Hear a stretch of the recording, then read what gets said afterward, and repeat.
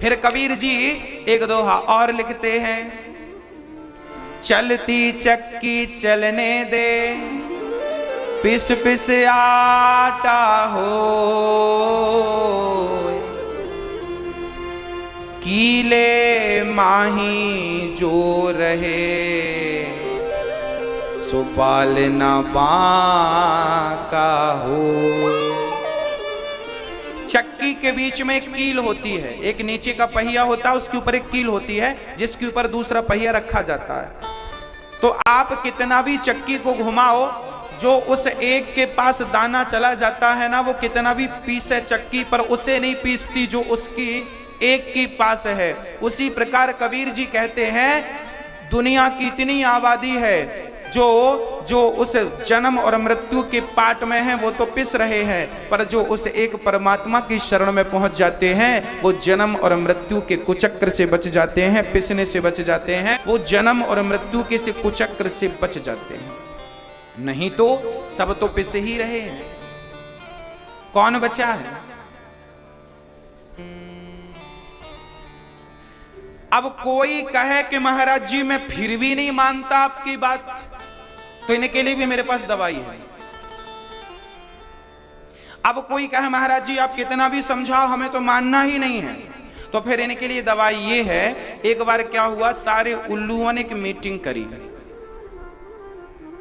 सारे उल्लुओं ने एक मीटिंग की और सारे उल्लुओं ने अपने सीनियर उल्लुओं से पूछा, क्यों तुमने कभी सूर्य को देखा है?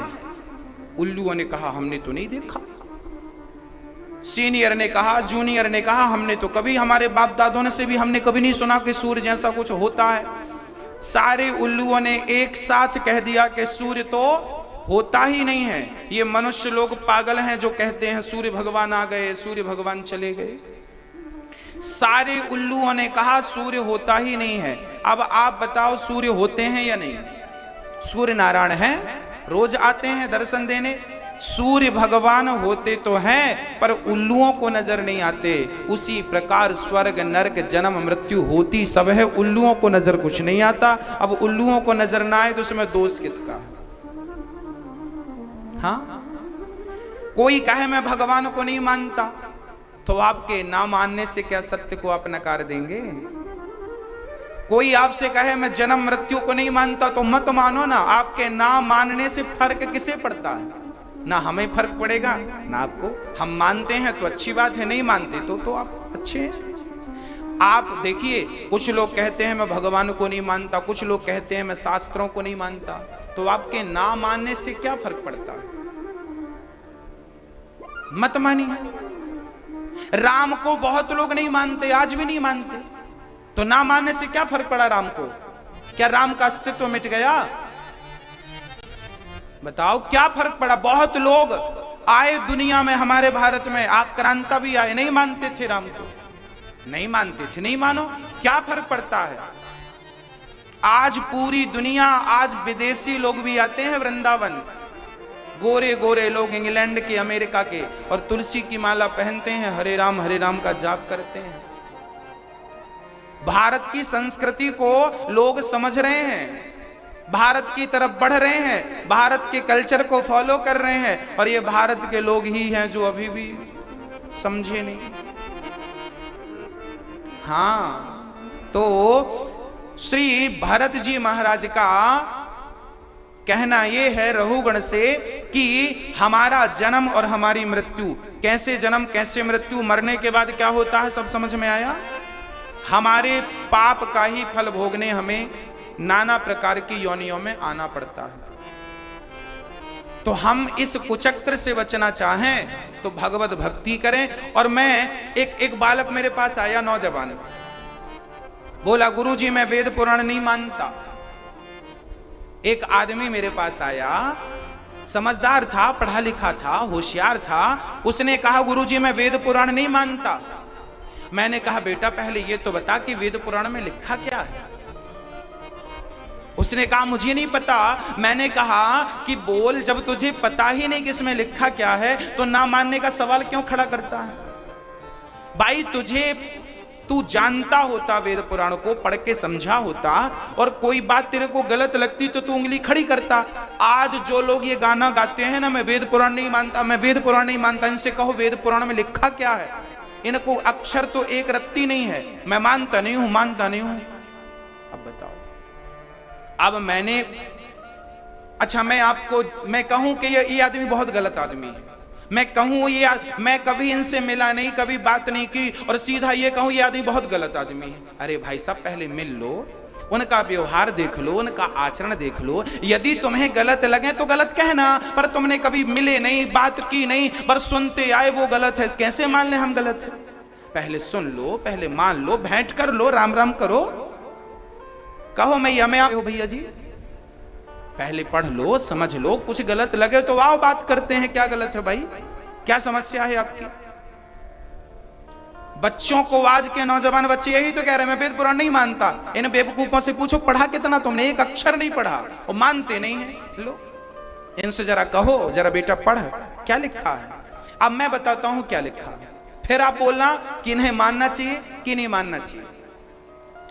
भागवत में लिखा है, हमारे वेद पुराण में लिखा है, मात्र देवो भव। आप बोलिए एक बार, बोलो मात्र देवो भव। इसका अर्थ बोल देता हूं, मां भगवान है, देवता है। हमारे पुराणों में लिखा है मात्र पितृ देवो भव। हमारे पिता, हमारे दादा, हमारे पूर्वज ये देवता हैं। हमारे सदग्रंथ यही सिखाते हैं कि तुम्हारी माँ तुम्हारा भगवान है, तो अपनी माँ को भगवान की तरह प्यार करना, भगवान की तरह सेवा करना, भगवान की तरह इज्जत करना। और ये बच्चे कहते हैं मैं तो शास्त्र नहीं मानता। अरे जो शास्त्र नहीं मानते वही तो माँ बाप को भी नहीं मानते। जो शास्त्र को मानेंगे वो माँ बाप को भी मानेंगे। शास्त्रों में लिखा है मातृ देवो भव, पितृ देवो भव, अतिथि देवो भव। तीसरा पॉइंट है अतिथि देवो। हमारे यहां कहा जाता है कि अतिथि भगवान है। हां, ये कहां लिखा है? ये हमारे वेद पुराणों में लिखा। हमारे यहां कहते हैं आचार्य देवो भव, गुरु भगवान तुल्य है, अतिथि भगवान तुल्य है। हमारे यहां कहा है गौ माता मां है, भगवान तुल्य है।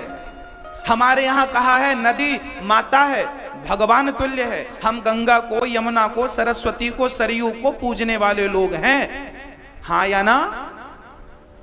हमारे यहां हमारी माताएं पेड़ों की पूजा। आज देखो सारी दुनिया प्रदूषण में जूझ रही है, तब दुनिया क्या कर रही है? पेड़ लगा रही है कि नहीं? दुनिया आज पेड़ की वैल्यू समझ रही है। और हमारे शास्त्रों ने हजारों साल पहले पीपल की पूजा करवानी शुरू कर दी थी। पीपल की पूजा लाखों साल पहले से हमारी माताएं पीपल पे दिया जलाती आ रही हैं। अनपढ़ माताएं पीपल की पूजा। आज पढ़े लिखे लोग कह रहे हैं पेड़ लगाओ, पेड़ लगाओ, पेड़। बेवकूफ बना रहे हो, पेड़ लगाओ। अरे हमारी तो अनपढ़ दादी कब से पेड़ लगाती चली आ रही है। हमारे यहां आंवला नवमी आती है, कार्तिक के महीने में आती है ना। आंवला नवमी को क्या होता है? आंवले की पूजा होती है। आंवला एक पेड़ होता है, आंवला ही एक ऐसा फल है जो सबसे ज्यादा शक्तिवर्धक है सबके लिए। स्त्री हो, पुरुष हो, बच्चा हो, बच्ची हो, सबको एक आंवला कच्चा पक्का खाना चाहिए। आंवले का अचार खाओ, आंवले का मुरब्बा खाओ, कच्चा आंवला खाओ, पक्का आंवला खाओगे स्वस्थ रहोगे, कभी बीमार नहीं पड़ोगे, कभी किसी चीज की बीमारी नहीं होगी। आंवला की पूजा हमारी माताएं करती हैं। आंवला नवमी बोलते हैं उसको। कोई दुनिया कितना भी बड़ा वैज्ञानिक बन जाए दुनिया पढ़ लिख के, पर जो तुम आज रिसर्च कर रहे हो ना बेटा, ये सारी रिसर्च हजारों साल पहले हमारे वेद पुराण में ऐड है। हाँ, बाहर कुछ नहीं है। आंवले की पूजा, पेड़ों को लगाने की बात हम लोग कब से करते आ रहे हैं। हमारे भागवत में, हमारे ग्रंथ में लिखा है पेड़ों की सेवा करो। सेवा मतलब पेड़ लगाओ। नदियों की सेवा। आज गंगा जी को शुद्ध करने के लिए करोड़ों रुपए सरकार खर्च कर रही है कि नहीं। और हम लोग गंगा को मां इसलिए मानते थे ना, ताकि लोग गंगा का मां मानेंगे तो और अधिक सम्मान करेंगे।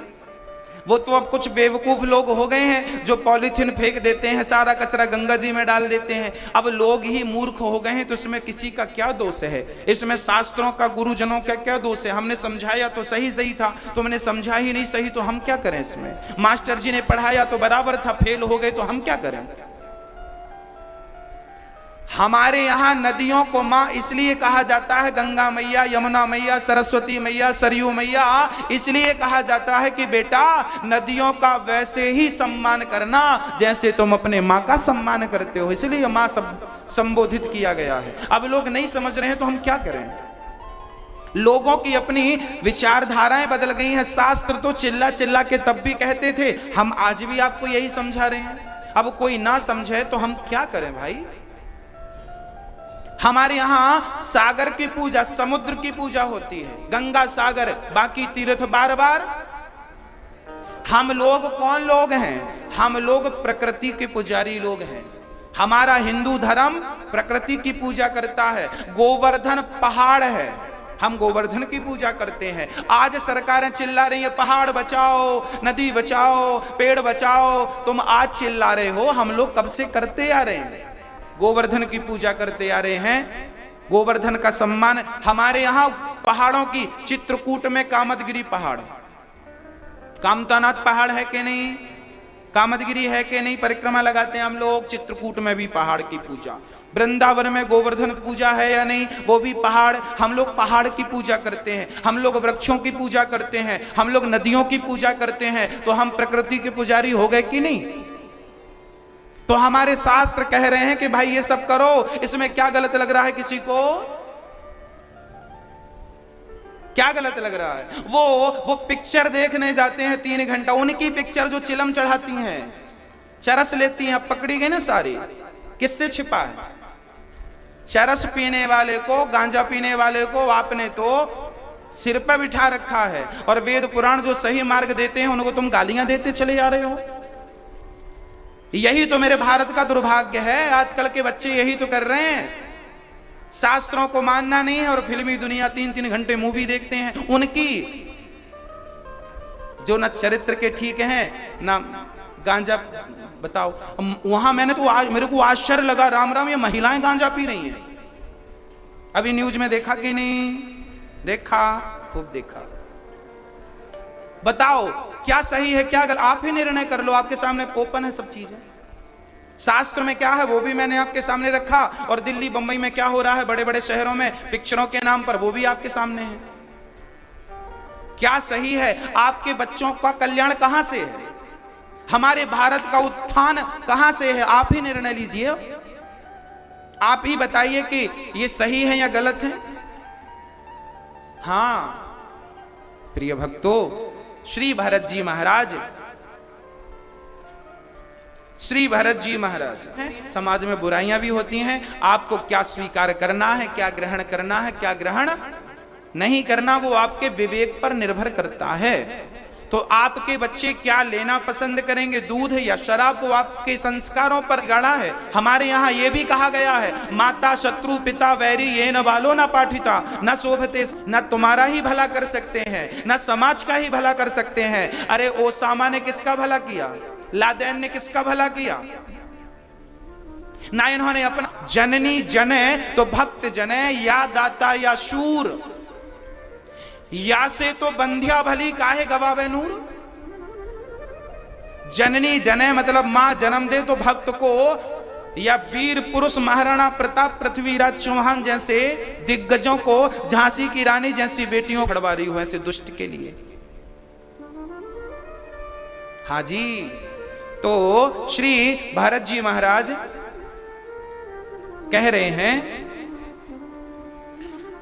भारत जी का तो अब रहुगण को जब ज्ञान दिया, राजा रहुगण चरणों में गिर पड़े, महाराज मेरे तो आंख खुल गई, आपने मुझे गंदगी से निकाल कर कहा, किस ज्ञान की ओर ले गए। अच्छा, सुखदेव जी के ज्ञान से 28 प्रकार के नरकों का वर्णन किया गया है, जो जैसा कर्म करेगा वैसा नरक जाएगा। अब यहाँ सुखदेव भगवान राजा परीक्षित से कहते हैं, जपना प्रारंभ कर दे, याद रखना कलयुग केवल नाम आधारा, सुमरी सुमरी नर उतरही, पारा। इस भवसागर से पार जाना हो तो एक ही उपाय है, और वो उपाय है केवल भगवान नाम। और नाम भी कैसा, मैंने ये बात कल कही थी, फिर दोहरा देता हूं। नाम ऐसा लो, जब मैं बोलूं राम, एक बार बोलो राम, तो राम सिंपल राम नहीं बोलना, आपको राम बोलने के पहले राम की छवि को सामने बिठा लेना है, चिंतन करके आंखों के सामने। जैसे आप कई बार हम इमेजिन करते हैं ना, चिंतन करते हैं, तो माँ की तस्वीर सामने आ जाती है। मेरी आंखों के सामने माँ की तस्वीर आ गई। हाँ, उसी प्रकार जब राम बोले तो राम बोलने के पहले राम का चित्र सामने बिठा लें। ऐसे मेरे राम है, राम को सामने खड़ा करें, ये फील करें, महसूस करें कि राम मुझे देखकर मुस्कुरा रहे हैं, राम मेरे सामने खड़े हैं, और उनको सामने खड़ा करके उनके सामने बोलना है सीताराम सीताराम सीताराम सीताराम, राम जी सुन रहे हैं, ऐसे राम बोलना है। ध्यान किया नहीं और राम राम बोलने लगे तो उस राम राम का भी कोई अर्थ नहीं। इसलिए तुलसीदास जी ने एक दोहा लिखा है। तुलसीदास जी कहते हैं कि राम राम सब कोई कहे, दशरथ कहे ना कोई, और एक बार दशरथ कहे सो कोटि यज्ञ फल होए। दसों इंद्रियों को साध कर भगवान का चित्र सामने रख करके, अर्थात प्रत्यक्ष भगवान को प्रकट कर लो अपने भाव से। और फिर अब जैसे मैंने बिहारी जी का ध्यान किया, बिहारी जी सामने आइए, बिहारी जी मेरे सामने आ गए। मैंने बिहारी जी को देखा है तो मैं कभी भी उनको अपने सामने ला सकता हूं भाव से।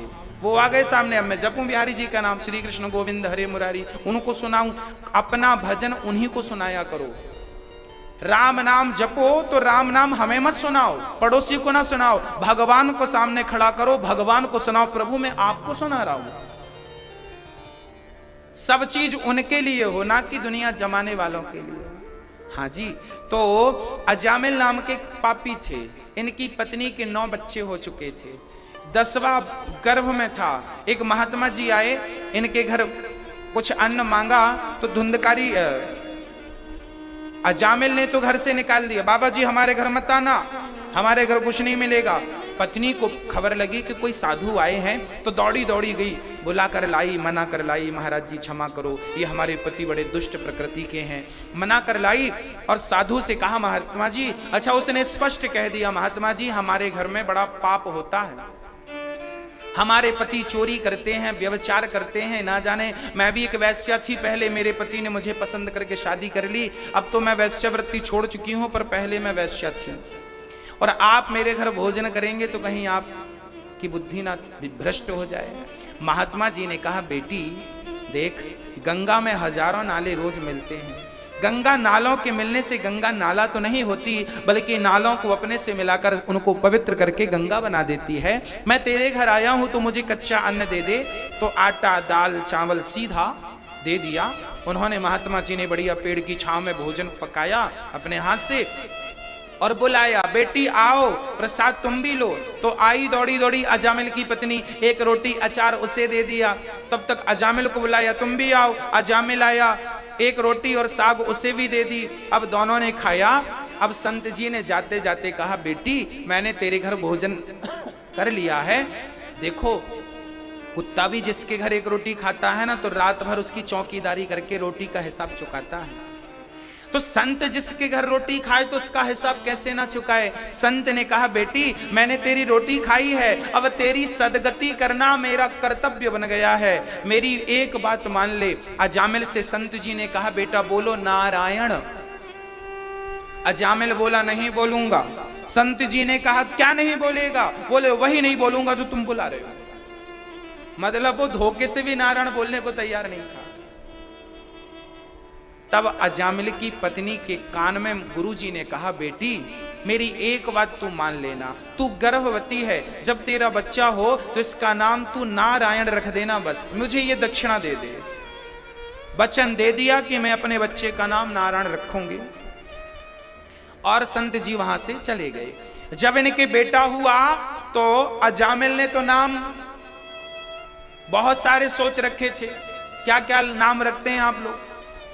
हाँ, आप तो आजकल इंग्लिश के नाम रखते हैं, कप्पू टप्पू फलाना ढिमका। उस अजामिल ने भी सोच रखा था मैं अपने पुत्र का नाम गप्पू रखूंगा, परंतु पत्नी से कहा था कि इसका नाम नारायण रखना। उसने जिद कर ली, पति इसका नाम नारायण रखो। अजामिल ने भी अब कहा ठीक है, पत्नी की बात, छोटा बच्चा तो लाड़ रहा है, प्यार से नाम रखा नारायण। अब अजामिल डायरेक्ट तो ना सही पर इनडायरेक्ट बच्चे के नाम से भगवान का नाम जपने लगा। नारायण यहाँ आओ, नारायण दूध लाओ, नारायण यहाँ आओ, नारायण ये करो, नारायण ये करो। इनडायरेक्ट भक्ति होने लगी। परिणाम क्या हुआ? जब अजामिल की मृत्यु का समय निकट आया तो अजामिल ने अपने बेटे को बुलाया, बेटा नारायण दूरे क्रीडन का सक्तम पुत्रम नारायणावयम प्लावितेन स्वरेणोच्चै राजुहावा जितेंद्रिय। सारी इंद्रियों को साध कर एक बार जब पुकारा, बेटा नारायण नारायण, बुलाया बेटे को, बेटे ने नहीं सुना, परम पिता परमात्मा ने सुन लिया। सुंदर सा विमान भेज दिया, जाओ बोले पार्षदों से ये हमारा कस्टमर है, आप मत ले जाओ। पार्षदों ने कहा ये तुम्हारा कस्टमर था, अब हमारा हो गया। इसने मरते समय भगवान का नाम ले लिया है, और जो मरते समय भगवान का नाम ले लेता है वो कितना भी बड़ा पापी हो, भगवान के नाम से उसका कल्याण हो जाता है। अच्छा, आप लोग इस बात को मानते हैं या नहीं? भगवान का नाम इस कली काल में कल्याणकारी है। आप माने ना माने, पर मैं आपको एक बात कहूं, अच्छा आप जो चीज नहीं मानते ना, आप उस चीज को एक बार प्रैक्टिकल करके देख लो ना, प्रूफ करके देख लो। यदि आप परीक्षा करके देख लो, यदि आपके परीक्षण में वो चीज खरी नहीं उतरती तो फिर बाद में मत मानना। परंतु आप परीक्षण किए नहीं और बोलते हैं नहीं मानता, ये चीज गलत है। भगवान का नाम कल्याणकारी है। एक बार कुछ जुआनी लोग जुआ खेल रहे थे, तभी किसी ने आवाज लगाई, पुलिस। सारे जुआनी भागे। किसका नाम सुना? हाँ जी, पुलिस का नाम ही तो सुना, अभी पुलिस आई थोड़ी। पुलिस का नाम सुनकर ना सबने जो रास्ता पकड़ा वही, जूता चप्पल भी पहनने का टाइम नहीं था, पैसे रखे थे उसको उठाने का टाइम नहीं, भागे। किसका नाम? पुलिस का नाम सुनकर ये चोर उचक्के भाग सकते हैं, तो भगवान राम और कृष्ण का नाम सुनकर के भीतर के चोर काम क्रोध लोभ भाग जाएं, तो इसमें आश्चर्य, ये भी चोर हैं, तुम्हें ठग रहे हैं। राम का नाम सुनते ही यदि ये भीतर के चोर भाग जाएं तो क्या आश्चर्य है। अच्छा, मैं जो लोग भगवान को नहीं मानते या राम नाम को नहीं मानते, मैं आपसे पहले ये कहूंगा कि आप 10 दिन भगवान का नाम जप कर देखिए। यदि उसका कोई प्रभाव नजर ना आए तो फिर मत मानिए साहब, हम भी आपके संग हैं, हम भी नहीं मानेंगे। फिर पहले प्रैक्टिकल तो करो। आजकल की हमारी पढ़ाई अभी नई जो लॉन्च हुई है ये तो पूरी प्रैक्टिकली है, पहले भी प्रैक्टिकली थी, पर अब तो और एडवांस प्रैक्टिकली, क्योंकि प्रैक्टिकली के बिना प्रैक्टिकली पढ़ाई क्या है भाई? बच्चे को ब्लैक बोर्ड में लिख के बताते हैं ना, हाथी, फिर हाथी का चित्र दिखाते हैं, देखो ये ऐसा हाथी होता है। जब चित्र के हाथी को समझ लेता है तो कहीं रास्ते में उससे मिलता है, पहचान लेता, हाथी हाथी, मैंने हाथी देखा। यही तो प्रैक्टिकली है। उसी प्रकार तुम 10 दिन, ज्यादा नहीं, तुम 10 दिन भगवान का नाम जप कर देख लो, 10 दिन भगवान पे विश्वास करके देख लो। यदि 10 दिन में तुम्हें कोई प्रभाव समझ में ना आए तो फिर छोड़ देना, खत्म बात। एक बार ट्राई तो करो, एक बार तो मैं विश्वास से कह रहा हूं, तो एक बार आप भी तो विश्वास करो, एक बार तो समर्पण करो। भाई पत्नी पति शादी हो गई, पसंद नहीं आई तो फिर तलाक का भी तो ऑप्शन है, डिवोर्स भी तो चल रहा है आजकल। यदि तुम्हें भगवान पसंद ना आए तो फिर डिवोर्स कर लेना, ऑप्शन भी तो है। पर एक बार पहले रिश्ता जोड़ो तो सही, एक बार भगवान से प्रीति करो तो सही, एक बार भगवत भक्ति करो तो सही। एक बार नाम, अजामिल ने एक नाम जपा, उसका कल्याण हो गया। मुझे विश्वास है कि आप जीवन में 5 दिन भी मन लगा के घर में कीर्तन कर लेंगे, 6वें दिन से इसका प्रभाव दिख जाएगा। मैंने 10 दिन तो ज्यादा कह दिए, 5 दिन में अरे तुरंत का तुरंत दिखता है। विश्वास के साथ करिएगा। अजामिल जैसे को एक नाम ने पार लगा दिया। हाँ, नाम ने तार दिया। इसलिए आपसे कहता हूं, नाम का सहारा। जब सावरा मेरे संग है तो डरने की, ना यमराज से डरने की जरूरत है, ना जमाने से डरने की जरूरत है। अच्छा मेरी मैया बताओ, ये कौन सा युग चल रहा है? कौन सा युग चल रहा है? कौन सा युग? कलयुग। आप कह रहे हैं ये कलयुग चल रहा है, हम नहीं कह रहे हैं।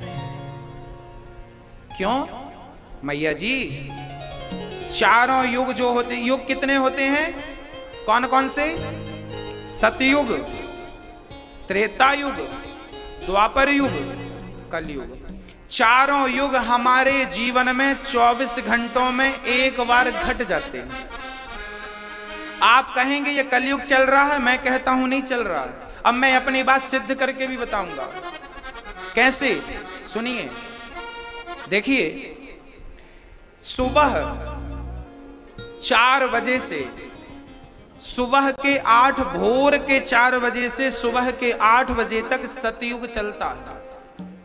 क्योंकि इस समय सभी लोग, कितना भी दुष्ट आदमी हो, उसका मन पवित्र होता है, बातें अच्छी करता है आदमी। सवेरे पूजा पाठ, मंदिर, आरती सब आपको सुनाई पड़ जाता है। सवेरे का माहौल बड़ा शांत होता है। सुबह सबके घर में पूजा पाठ, शांति का वातावरण होता है। ऐसा तो नहीं आदमी सवेरे से उठते ही लड़ने लगे, वो तो बहुत रेयर होता है, बहुत कम ऐसे फिर होते हैं कि सवेरे आंख खुलती झगड़ा। फिर भी सवेरे अच्छा माहौल होता है। तो सुबह 4 से सुबह के 8 तक कौन सा युग चल रहा है? ये सतयुग है। सवेरे के 9 बजे से शाम को 4 बजे तक त्रेता युग चलता है। त्रेता में राम जी वनवास गए थे कि नहीं? आप लोग भी सवेरे 9 या 10 बजे से शाम को 4 बजे तक घर द्वार छोड़ के ऑफिस दफ्तर काम, आप भी वनवास चले जाते हैं, हाँ या ना? जाते हैं ना? तो ये कर्म करने लग जाते हैं आप, तो ये त्रेता युग आ गया। वनवास चले गए। शाम को 5 बजे से रात्रि को 9 बजे तक द्वापर युग चलता है। क्योंकि भगवान कृष्ण ने क्या किया? मक्खन चोरी की, कबड्डी खेले और बड़े प्रेम से झूमे, नाचे, गाए, बांसुरी बजाए, आनंद से जीवन बिताए। आप भी शाम को अपने बच्चों के संग घूमते हैं, चलो झूला झूल के आते हैं, चलो गोलगप्पे खा के आते हैं, चलो आइसक्रीम खा के आते हैं, चलो थोड़ा नाच के आते हैं, शाम को ही करते हैं ना। तो द्वापर युग चल रहा है। ये प्रेम भरा जीवन द्वापर युग की निशानी है। और रात्रि के 9 बजे के बाद से रात्रि को जब आप भोगों में मन लगाते हैं, अर्थात भोग भोगते हैं, जब आप भोगों में मन लगाते हैं तो कलयुग स्टार्ट हो जाता है। 24 घंटों में ये चारों युग चक्र लगा लेते हैं। अब आपको देखना है कि आप अपने आप को किस युग में रखना पसंद कर रहे हैं। हाँ, तो अभी कौन सा युग चल रहा है? अभी आप कथा सुन रहे हैं, अभी आप भगवत भजन में डूबे हैं। कौन सा युग? तो मेरी मां, जहां धर्म होगा, जहां कथा होगी, जहां कीर्तन होगा, वहां कलयुग की परछाई भी नहीं आएगी। अच्छा ये बताओ, गर्मियों के टाइम भरी गर्मी में आप बाहर निकलते हैं, लू चलती है, गर्मी, थपेड़े पड़ते हैं हवा के, गर्म हवा के, और तभी आप अपने कमरे की एसी चालू करके जब जाते हैं तो टेम्परेचर इतना डाउन हो जाता है कि आपको कंबल ओढ़ना पड़ता है या नहीं? 9 तपा में भी एसी के सामने आपको कंबल ओढ़ना पड़ता है। इसका मतलब क्या है? गर्मी का प्रभाव बाहर तो है, पर गर्मी का प्रभाव एसी वाले कमरे में, जहां एसी है वहां गर्मी का प्रभाव नहीं है। उसी प्रकार जहां भगवान की कथा है, जहां भगवान का नाम, हड्डियों में जो दधीची ऋषि की हड्डियों का वज्र था, उसमें भगवान का दर्शन होगा। क्योंकि नारायण कवच की शक्ति संत में थी, उनकी हड्डियों में भी नारायण कवच की शक्ति अर्थात नारायण पहुंच गए। भगवान का दर्शन हुआ। उसने कहा वृत्तासुर ने, अहम हरे तब पादैक मूला, हे प्रभु यदि मैं आपकी भक्ति ना कर सकूं तो दासानुदासो भवितास्मि भूयः, यदि मुझे अपने चरणों की भक्ति ना दे सको तो दासों के चरणों की भक्ति जरूर दीजिएगा। न नाक पृष्ठम न च पारमेष्ट्यम न सार्वभौमम न रसाधिपत्यम। कहा हमें कोई चाहत नहीं है। अच्छा, राजा परीक्षित यहां चक्कर में पड़ गए। महाराज ये तो बताओ कि ये वृत्तासुर तो राक्षस था, फिर भगवान की स्तुति क्यों की? तब सुखदेव भगवान कहते हैं, राजन ये इस जन्म का राक्षस है। पिछले जन्म ये चित्रकेतु नाम का एक बड़ा राजा था। इसकी बहुत सारी पत्नियां थी, पर दुर्भाग्य से संतान नहीं थी। संतान नहीं थी। संत जी के चरण संत जी के चरण में गया और संतों ने कृपा करके एक फल दिया। बोले पत्नी को खिलाना। इनकी बड़ी पत्नी का नाम कृतद्युति था। फल खाया, कुछ दिनों बाद वो गर्भवती हो गई। जब गर्भवती वहीं समय पर सुंदर सा बच्चा हुआ। अच्छा, एक रानी को बच्चा हुआ, बाकी रानियों को बच्चा नहीं हुआ। अब राजा इस रानी से अत्यधिक प्रेम करने लगे। जिस रानी को बेटा हुआ इससे ज्यादा प्रेम करने लगे। जिनको बेटा नहीं हुआ उनकी तरफ देखा नहीं। उन रानियों के अंदर जलन होने लगी और उन रानियों ने उस बच्चे को जब 5 वर्ष का था उसे जहर दे करके मार डाला। मैया जी, ओ मेरी माँ, बहुत ध्यान से सुनना। 5 वर्ष का बच्चा जब मरा, चित्रकेतु बहुत रोए हैं। हे विधाता, इनकी पत्नी कृतद्युति ने तो बड़ा कुछ कहा है। हे विधाता, तू बड़ा निर्दयी है, निष्ठुर है। क्या बिगाड़ा था हमारे बच्चे ने? मारना होता, मारना ही था तो हमें मार दिया होता। तब तक नारद जी आ गया। नारद जी ने समझाया, राजन इतना क्यों रो रहे हैं? आप तो ज्ञानी हैं, समझदार हैं, मूर्खों की तरह व्यवहार, मूर्खवत व्यवहार कर रहे हैं। तब नारद जी से कहा, महाराज मेरा बेटा मुझे जिंदा चाहिए। मुझे आपके उपदेश की जरूरत नहीं है, मुझे पुत्र की जरूरत है। चित्रकेतु का पुत्र मोह देखकर नारद जी को लगा इसका बेटा मुझे जिंदा करना ही पड़ेगा। संत कृपा से नारद जी ने उस पुत्र को जीवन दान दे दिया। पिताजी दौड़े, बेटा आ, तुझे अपने हृदय से लगाऊं, गले से लगाऊं। वो चित्रकेतु का बेटा जब उठकर खड़ा हुआ, जो 5 वर्ष का था, उस बच्चे ने कहा, पिताजी आप किस जन्म के पिता हो? हाँ। पिता ने कहा, मुझे नहीं पहचाना, मैं तेरा पिता। उस बच्चे ने कहा, पिताजी कितनी बार मेरा जन्म हो चुका है, कितनी बार आपका जन्म हो चुका है, किस जन्म का संबंध रखते हैं? पिछले जन्म का कुछ हिसाब किताब बाकी था, सो मैं इस जन्म में आपका पुत्र बन के हिसाब चुकाने आ गया। क्या हिसाब बाकी था? तब कहा, बेटा सुनो, पिछले जन्म में, उस बच्चे ने कहा, पिताजी पिछले जन्म में मैं भिखारी था और आपके घर भिक्षा मांगने आया। आपने मुझे गेहूं का आटा दे दिया, साथ में गाय का सूखा गोबर, ओपले, कंडे दे दिए। मैं नदी के किनारे गया, उस कंडे पे आग लगाई, ध्यान नहीं दिया, उस कंडे में ढेर सारी चींटियां थीं। सूखे गोबर में चींटियां हो जाती हैं। चींटियां, मैंने आग लगा दी, सारी चींटियां जल गईं। चूंकि वो चींटियां वो आपके घर से मुझे मिली थी, वो चींटियां इस जन्म में आपकी पत्नी बनकर के आ गई। मैंने उन चींटियों को मारा, भगवान को भोग लगा के 5 रोटियां बनाई आपके आटे से, 5 रोटियां आपकी खाई पिछले जन्म में। तो 5 वर्ष तक आपका बेटा बन के मैंने 5 रोटियों का हिसाब दे दिया। मैंने चींटियों को मारा था, उन्होंने मुझे मार दिया। वो तो भगवान को भोग लगा के हमने प्रसाद ग्रहण किया, तो एक जन्म में सबका हिसाब किताब चुक गया। नहीं तो ना जाने कितने जन्म लेकर के मुझे हिसाब किताब चुकाना पड़ता। इस कथा से ये बात बिल्कुल सिद्ध हो गई कि पत्नी, पति, बेटी, बेटा जो भी हमें मिला है, ये सब पूर्व जन्म के कारण, अच्छे या बुरे कर्म के कारण हमें प्राप्त होते हैं। कोई किसी की बेटी नहीं है, कोई किसी का बेटा नहीं है, कोई किसी की पत्नी और कोई किसी का पिता और पति नहीं है। ये तो व्यवहार जगत में सब दिखता है कि ये हमारा है, ये हमारा है, बट कुछ है नहीं हमारा। व्यवहार जगत में देखना पड़ता है कि ये मेरी माँ है, ये मेरा पिता है, ये मेरी पत्नी है, ये मेरा पुत्र है, पर रियल सच्चाई यह है, आध्यात्म जगत ये कहता है कि कोई किसी का नहीं है। तो फिर क्या है ये पत्नी क्यों, ये पति क्यों, ये पुत्र क्यों? तो इसका भी एक आशय है। शास्त्र कहते हैं आपने पिछले जन्म में किसी के संग बहुत अच्छा किया, तो वही इस जन्म में आपका बेटा बनेगा और आपके पांव दबाएगा, आपकी सेवा करेगा, आपके संग बहुत अच्छा करेगा। आपने किसी के संग बहुत बुरा किया पिछले जन्म में, इस जन्म में वो आपका पति बनकर, पत्नी बनकर, बेटा बन के बहुत बुरा करेगा, हिसाब किताब चुकाएगा। भाई आपकी पत्नी बहुत अच्छी है, फलाने की पत्नी बहुत बुरी है, क्यों? आपका बेटा बहुत अच्छा है, फलाने का बेटा बहुत बुरा है, क्यों? आपका पति बहुत अच्छा है, फलाने का पति बहुत बुरा है, क्यों? सबके ही अच्छे होने चाहिए या सबके बुरे होने चाहिए? किसी का अच्छा किसी का बुरा, क्यों? इस क्यों का क्या उत्तर है? इस क्यों का यही उत्तर है कि जो हमने पिछले जन्म में, फिर बात आ गई, जो आपके संग अच्छा किया तो मेरे संग अच्छा हो रहा है। पत्नी बनकर अच्छा कर रही है, पति बनकर अच्छा कर रहा है, पुत्र बनकर अच्छा कर रहा है, बुरा किया था सो बुरा।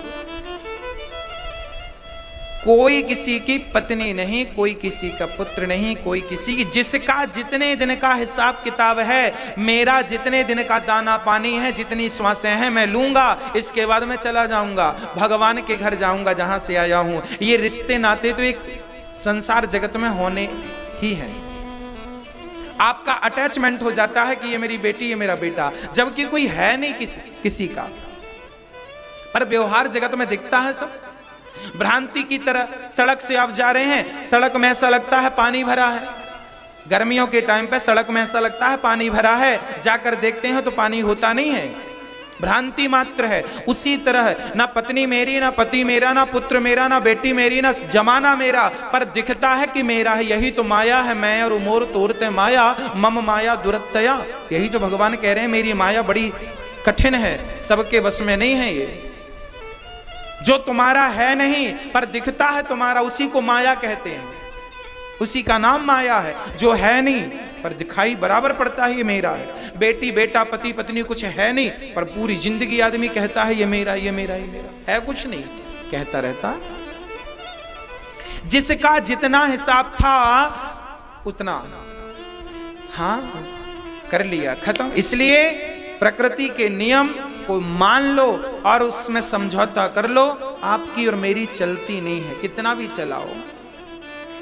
हाँ, आज पिता को बड़ा ज्ञान हुआ पुत्र से, और यहां पर गीता में भगवान श्री कृष्ण कहते हैं,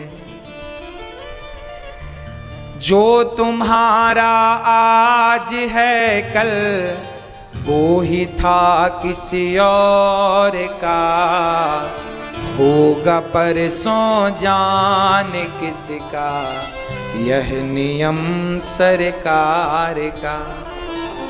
अच्छा ये बताओ मैया जी, भैया जी, जब आप आए थे तो क्या अपनी बेटी को संग लाए थे? अपने बेटे को लाए थे? अपने पति को लाए थे? जब पैदा हुए थे तब अपनी पत्नी को ले आए थे? तुम भी चलो संगनी हो 7 जन्म की।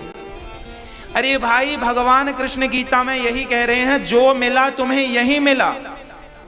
पत्नी यहाँ, पति यहाँ, पुत्र यहाँ, पुत्री यहाँ, सब यहाँ, मान बढ़ाई पद प्रतिष्ठा सब यहाँ मिला। और याद रखना, जो तुम्हें यहाँ मिला है सिर्फ यहीं के लिए मिला है, यहाँ से आगे के लिए नहीं। यहाँ की चीज यहीं जमा करो, यहीं दो, आगे बढ़ो खाली हाथ। जो मिला यहीं से मिला है, यहीं और यहीं के लिए मिला है। इसलिए ज्यादा मोह ना पालो। मेरी जितनी दिन की आयु है मैं जीऊंगा, आयु खत्म तो मरना पड़ेगा कि नहीं? बोलो मेरी माँ, आप मरोगे कि नहीं? कभी मरोगी? हाँ या ना? अच्छा, हम मरेंगे कि नहीं? कभी मरेंगे। जब पता है मरेंगे तो क्यों इतना मोह? क्यों नहीं भगवान से प्रीति होती हमारी? क्यों नहीं भगवत भजन करते हम? जब जाना ही है, क्यों हम ये कहते हैं ये मेरा है, ये मेरा? मीराबाई ने कहा, गोविंद मेरो है, गोपाल मेरो है, पायो जी मैंने राम रतन धन पायो, मेरे तो गिरधर गोपाल दूसरो ना। ये मीरा के वाक्य क्यों नहीं हम स्वीकार कर लेते? वही वृत्तासुर इस जन्म में इंद्र ने फिर उन्हें वज्र से मारा है, और वृत्तासुर इस जन्म में फिर चित्रकेतु वृत्तासुर बने, चित्रकेतु ही वृत्तासुर बने। वो पार्वती जी और शंकर जी एक बगीचे में बैठे थे, रमण कर रहे थे, इन्होंने हंस दिया, श्राप दिया, जिसके कारण इन्हें वृत्तासुर बनना पड़ा चित्रकेतु को। आज इनकी सदगति हुई इंद्र के हाथों। एक बार भगवान को प्रहलाद के लिए नरसिंह बन करके आना पड़ा। यदा देवेषु वेदेषु गौसु विप्रेषु साधुषु धर्मे मयि च विद्वेषः सवा आयो विनाश्यते। जब जब हो ये धर्म की हानि, परित्राणाय साधु नाम विनाशाय च दुष्कृताम, धर्म संस्थापनार्थाय संभवामि युगे युगे। भगवान कब कब आते हैं? जब प्रहलाद जैसे भक्तों पर अनाचार, अत्याचार, पापाचार होता है। प्रहलाद नाम के एक भक्त थे, इनके पिता का नाम हिरण्यकश्यपु था, बड़े दुष्ट प्रकृति के थे हिरण्यकश्यप जी। प्रहलाद एक दिन भगवत भजन कर रहे थे। अच्छा, भगवत भजन की वृत्ति कहां से आई? ये भगवत भजन प्रहलाद जी ने कहां से सीखा? एक कुम्हारिन से सीखा। एक कुम्हारिन थी, घड़ा का भट्टा लगा रही थी, उसके घड़े का कारोबार था। मिट्टी का घड़ा उसे पकाती थी, घड़ा लगाई, उस पे घड़े का भट्टा लगाई, आग लगा दी। संयोग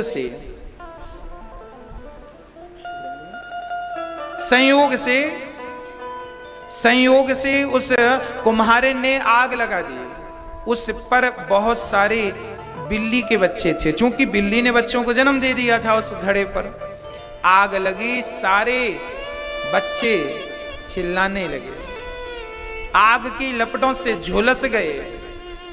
अब तो जब कुम्हारिन ने सुना कि इसके अंदर बिल्ली के बच्चे फंसे हैं, तुरंत वो भगवान की शरण में गई। क्योंकि कुम्हारिन बहुत विश्वास रखती थी, उसने हाथ जोड़ के कहा, हे श्रीमन नारायण, यदि मैंने जीवन में कोई पुण्य किया है, उस पुण्य के बल पर इन बच्चों को बचाए रखना। और वो जब तक आग बुझ नहीं गई तब तक वो वहां कीर्तन श्रीमन नारायण नारायण नारायण नारायण नारायण जाप करती रही। लोगों ने बुझाया, लगभग घड़े पक गए। बहुत जल्दी तो आग बुझी नहीं, काफी वक्त लगा। जब घड़े पके, खोल कर देखा, बहुत सारे घड़े पके निकले। बिल्ली के बच्चों का पता नहीं लग, ऐसा रहा था जल के राख हो गए।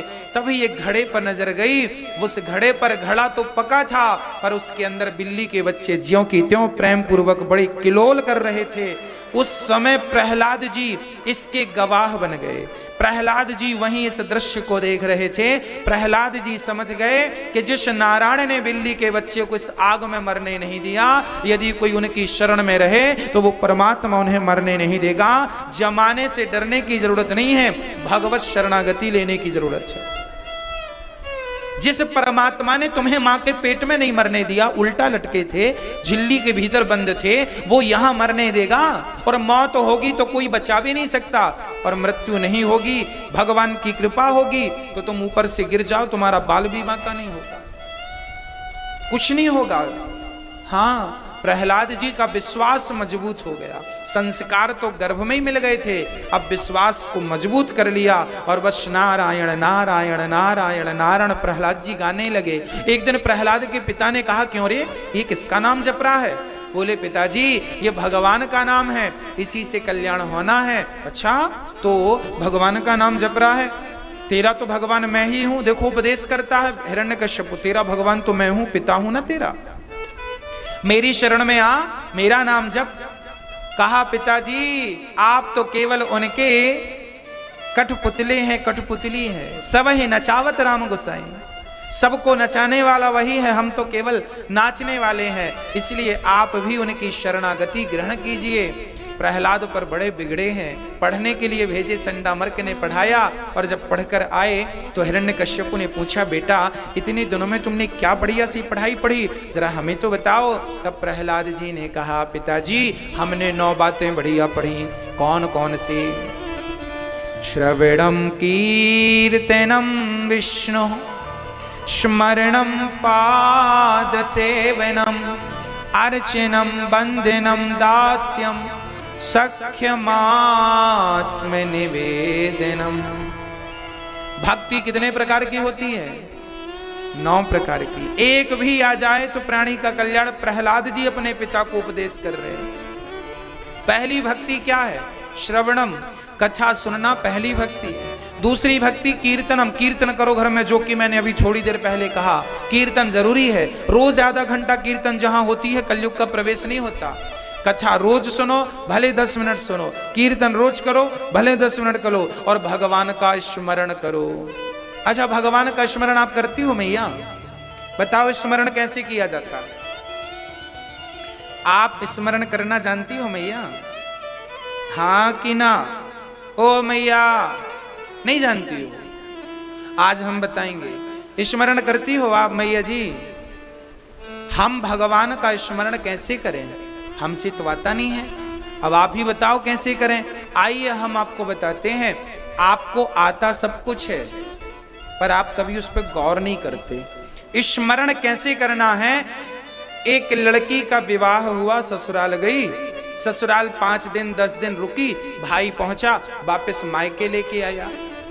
अब वो लड़की जब मायके आई, अपने पियर आई, तो वो अपनी माँ के घर काम करती है, भोजन बनाती है, घर का काम करती है, पर काम करते समय वो किसी को याद करती है, किसी का स्मरण करती है। क्या आप बता सकते हैं वो किसको याद कर रही थी?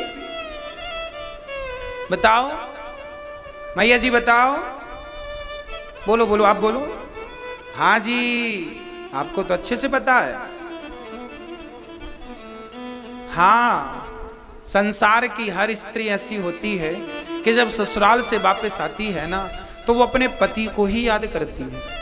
काम करती जाएगी और पति को याद करती जाएगी, काम करती जाएगी, पति के ख्यालों में खोई रहेगी। यदि एक अनपढ़ साधारण सी स्त्री यदि काम करते समय अपने पति का स्मरण कर सकती है, तो क्या एक भक्त काम करते समय भगवान का स्मरण नहीं कर सकता? इसी का नाम स्मरण है। स्मरणम, श्रवणम, कीर्तनम, स्मरणम। भगवान का स्मरण कैसे हो? काम करते रहो और भगवत चिंतन चलता रहे। भाव ये रहे कि हम भगवान के साथ हैं, वो हमारे साथ हैं। जैसे एक माँ अपने बेटे का चिंतन करती है, काम करती जाएगी और बेटे का चिंतन करती जाएगी। यदि किसी माँ का बेटा परदेश में हो, तो माँ का नियम नहीं होता कि 9 बजे से 10 बजे तक बेटे को याद करेगी ना। वो तो खाए तो बेटे को याद करे, पानी पिए तो बेटे को याद करे, सोए तो बेटे को याद करे, जागे तो बेटे को याद करे। जैसे माँ हर पल हर क्षण बेटे को याद करती है, उसी प्रकार एक सच्चा भक्त अपने भगवान। अच्छे समय नहीं, लक्ष्मी जी सदा नारायण के, जिस घर की नारी नित्य अपने पति की, अपनी सास के, अपने ससुर के चरण प्रणाम करती है, चरणों की सेवा करती है। कोई भी प्राणी जब चरणों से जुड़ता है तो भगवान से जुड़ना हो जाता है, क्योंकि भगवान का सर्वांग शरीर में, भगवान का वास चरणों में ही होता है। हाथ के देवता इंद्र हैं, हाँ, कान के देवता कुछ, आंख के देवता कुछ, हृदय के देवता कुछ, पेट के देवता कुछ, पांव के देवता कौन है? पांव के कौन है? भगवान। इसलिए पांव पड़ने की परंपरा है। क्यों? क्योंकि चरणों में भगवान नारायण का वास होता है। आप किसी के भी पांव पड़िए, किसी के, बच्चे के, बच्ची के, माँ के, पिता के, गुरु के, किसी के पांव पड़ लीजिए, किसी का भी आप पांव पड़िए, वो पांव उसके नहीं, क्योंकि पांव में तो नारायण का वास है, तो वो प्रणाम तो नारायण को होता है। इसलिए पांव पड़ने की परंपरा वर्षों से है, क्योंकि चरणों में नारायण का वास है। आप किसी को भी प्रणाम करिए, इसलिए किसी को भी प्रणाम किया करिए तो इस भाव से प्रणाम करिए कि ये तो नारायण है, मैं तो नारायण को प्रणाम कर रहा हूं। वो प्रणाम नारायण तक पहुंच गया। हाँ, यही प्रणाम है। तो पांव की सेवा, रोज पति के पांव दबाओ, रोज माँ के पांव दबाओ, रोज ससुर सास माँ के, सासू माँ के पांव दबाओ, बेटा अपने बाप के पांव दबाए, छोटा भाई बड़े भाई के पांव दबाए, अतिथि के पांव दबाओ। क्या होगा? जहां व्यक्ति चरणों से जुड़ता है वहां अहंकार नहीं आता, और जिस घर में अहंकार नहीं होता उस घर में सुख शांति और समृद्धि बनी रहती है। इसलिए सदा चरणों से जुड़ना चाहिए। चरणों से जो नहीं जुड़ा उसी के जीवन में अहंकार होता। तो पाद सेवनम चौथी भक्ति है। तो कौन कौन पांव दबाएंगे? रोज पांव दबाइए पति के, भले 2 मिनट दबाइए, भले 1 मिनट दबाइए, भले टच कर ली से अर्चन किया करिए। तुलसी लाइए ढेर सारी तोड़ के लड्डू गोपाल जी के ऊपर, नारायणाय नमः, नारायणाय नमः, नारायणाय नमः। भगवान की पूजा की पद्धति कल हमने समझाई थी, इसे अर्चन कहते। अर्चनम, वंदनम, ठाकुर जी के सामने हाथ जोड़ के वंदना करो। कैसी वंदना करो? त्वमेव माता च पिता त्वमेव।